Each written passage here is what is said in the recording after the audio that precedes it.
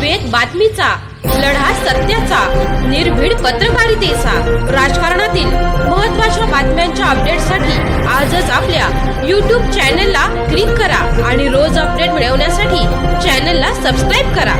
नमस्कार, आपण पाहत आहात वेद बातमीचा. ब्राह्मणीत श्री नर्मदेश्वर शिवलिंग प्राणप्रतिष्ठा सोहळ्यास जल्लोषात सुरुवात. राहुरी तालुक्यातील श्री क्षेत्र ब्राह्मणी येथे पुरातन महादेव मंदिरात श्री नर्मदेश्वर शिवलिंग प्राणप्रतिष्ठा व मंदिर जीर्णोद्धार सोहळ्याला आजपासून उत्साहात सुरुवात झाली आहे. संपूर्ण गावात सध्या भक्तिमय वातावरण पाहायला मिळत आहे. मंगळवार 24 फेब्रुवारी रोजी सकाळी गंगाजल पूजनानं सोहळ्याची सुरुवात झाली.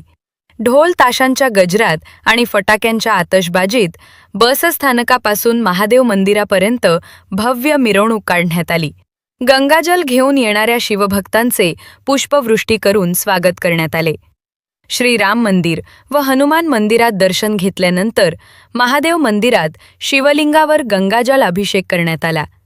सकाळी 11 वाजता विजुगुरू जोशी, राजगुरू जोशी आणि सहकारी पुरोहित यांच्या मंत्रोच्चारात 21 जोडप्यांच्या उपस्थितीत विधिवत पूजेला प्रारंभ झाला. नवीन श्री नर्मदेश्वर शिवलिंगावर गंगाजल व दुग्धाभिषेक करण्यात आला.